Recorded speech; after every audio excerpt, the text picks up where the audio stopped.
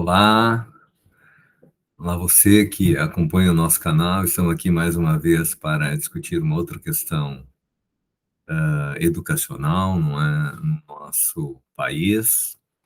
Antes de mais nada, você que está chegando agora, vou pedir para se inscrever no nosso canal e se gostar dos vídeos, né, dá o like, dá o joinha ali, para que a gente possa ampliar o alcance das discussões que a gente leva aqui neste canal, não é, a educação no Brasil. E hoje eu queria tratar de um tema que não vai se esgotar nesse momento aqui, mas que é um tema extremamente importante, né? Que é sobre a democracia no ambiente escolar, que envolvem sobremaneira um conjunto de aspectos que caracterizam a gestão da escola, portanto, a gestão democrática da escola, né? O primeiro elemento, eu acho que a gente tem que atentar é o fato de que, nesse período mais recente, nós temos visto o mecanismo da eleição de diretores, de diretoras nas escolas sendo suprimido, não é,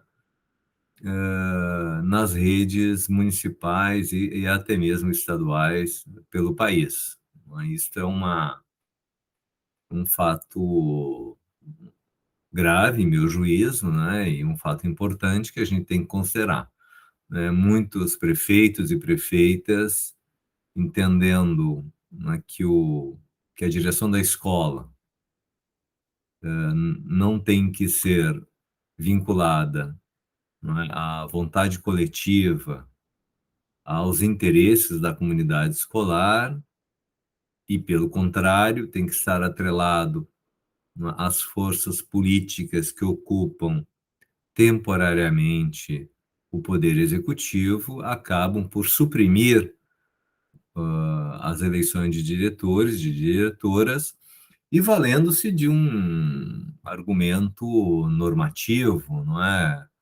Ah, Pareceres de Tribunal de Contas ou mesmo do próprio ah, Supremo Tribunal Federal, do STF, né? Quer dizer, em verdade, isto é uma justificativa, não é, muito pobre para tentar legitimar uma decisão autoritária e que atenta contra a constituição de sujeitos democráticos na sociedade brasileira. É perfeitamente possível e sem nenhum prejuízo legal que as escolas tenham suas direções a partir de eleições, não é? E isso tem várias legislações municipais, enfim, formas de construir isso sem ferir o arcabouço legal. Então, isso é uma falácia, né? Isso é um desrespeito com a inteligência da coletividade afirmar que as eleições de direção de escola não têm base legal. Não é? Isso é uma síntese, quer dizer, uma agressão a todas as possibilidades de desenvolvimento de uma postura mais democrática, de uma postura mais participativa, aquela postura que a gente quer ver nas pessoas de envolvimento, de ocupação, de preocupação com as questões de interesse público, não é? E com isso desenvolver desde os alunos, as suas famílias, não é? Esta particularidade no modo de interpretar e atuar no espaço público que cumpriria o desígnio de atuar na sociedade brasileira de uma forma muito mais ativa e propositiva e, portanto, dando a sua contribuição ao desenvolvimento dessa mesma sociedade, né? Dito isso, não é, a eleição de diretores, de diretoras, é um mecanismo, né, é um aspecto importante desse processo de construção da democracia no ambiente escolar. No entanto, só ela não garante, não é, que a democracia possa ganhar espaço na escola e se desenvolver na escola ou a partir da escola. Importante que tenhamos também um conselho escolar atuante, esse conselho escolar composto aí por alunos, alunas, pais, mães, professoras, professores, e que estes segmentos, uma vez organizados, uma vez com reuniões mais ou menos sistemáticas, possam qualificar o pensamento, a reflexão em torno das questões escolares e ou sociais. Então, para além de todas aquilo que um conselho escolar possa aportar em termos de debate sobre investimentos na escola, por exemplo, que é importante, enfim, mas não é suficiente, né?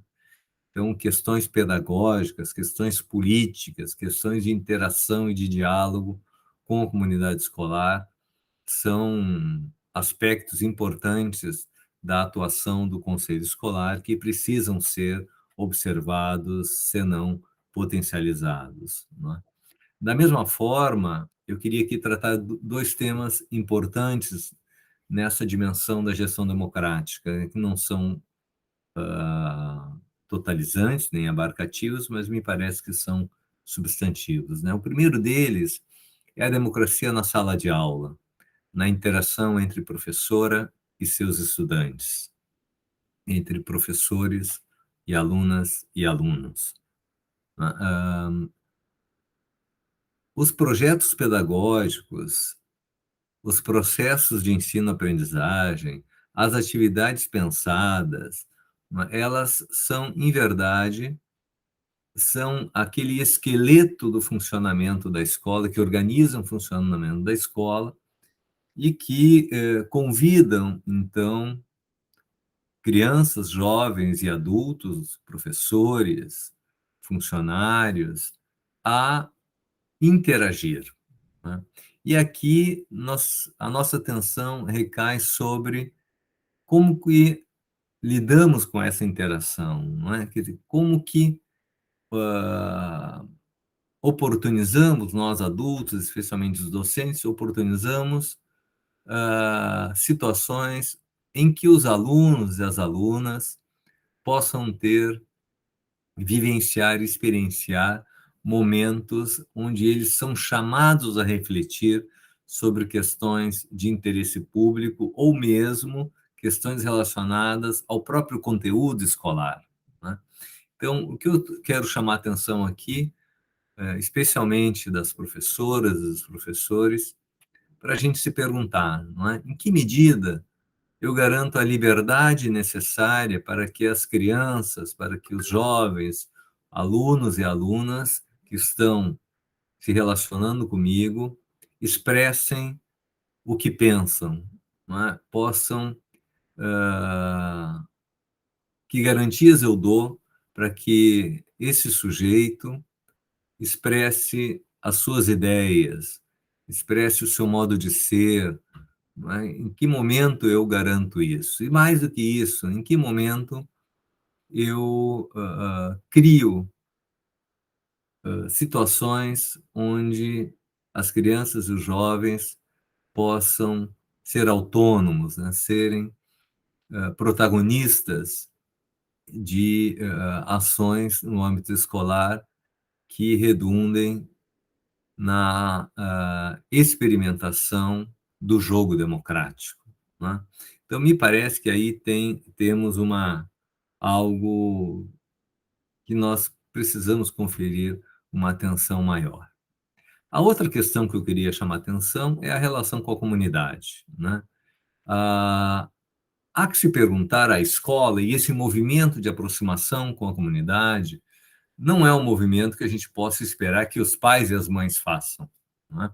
Nós aqui temos, em tese, não é, um maior domínio das questões que envolvem o dia a dia escolar, nós professores, professoras, e que entendemos e que compreendemos, né, como que essa interação entre crianças, estudantes, família e escola pode ser potencializada. Nós temos a iniciativa, isso que eu quero dizer, tem que partir da escola, não é? E por que é importante discutirmos a relação da escola com as famílias? Porque não dá para se pensar numa escola que vá fazer formação das novas gerações, né, desconsiderando toda a contribuição, todo o impacto na sua socialização, no seu caráter, na sua personalidade, então, dessas crianças e jovens, que elas têm fora da escola, especialmente a partir das famílias.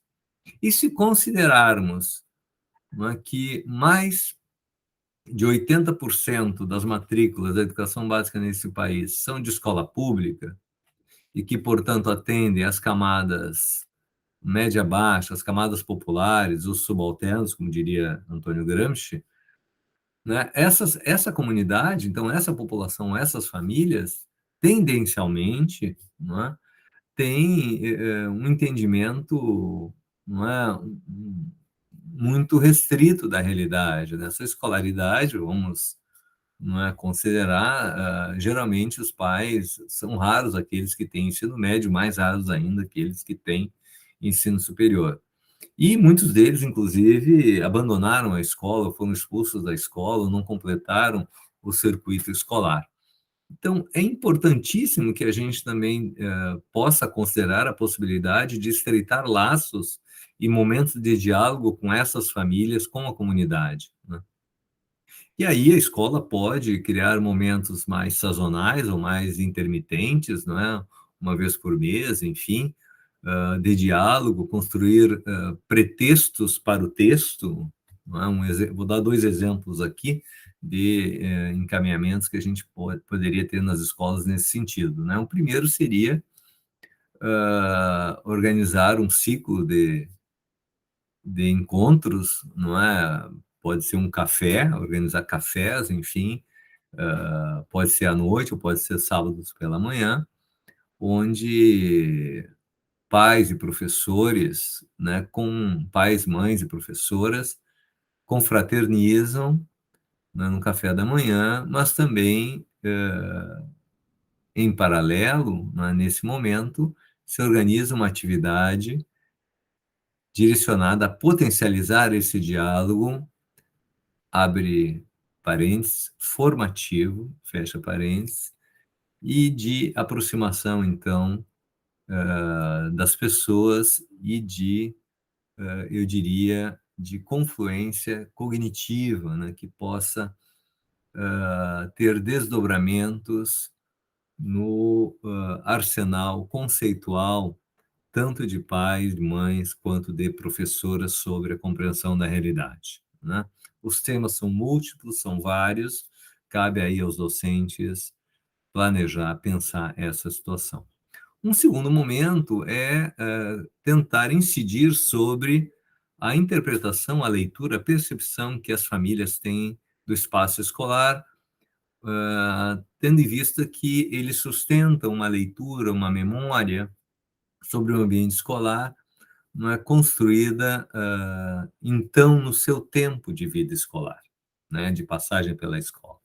E seria interessante procurar, né, problematizar essa percepção, essa visão, a partir da constituição, na medida do possível, de espaços físicos, de ter um espaço físico dentro da escola, sob a responsabilidade das famílias, dos pais e das mães, né? Então, me pergunto, por que a gente não pode ter uma sala dos pais e das mães dentro da escola, né? E onde eles possam se organizar e interagir com o ambiente escolar, né?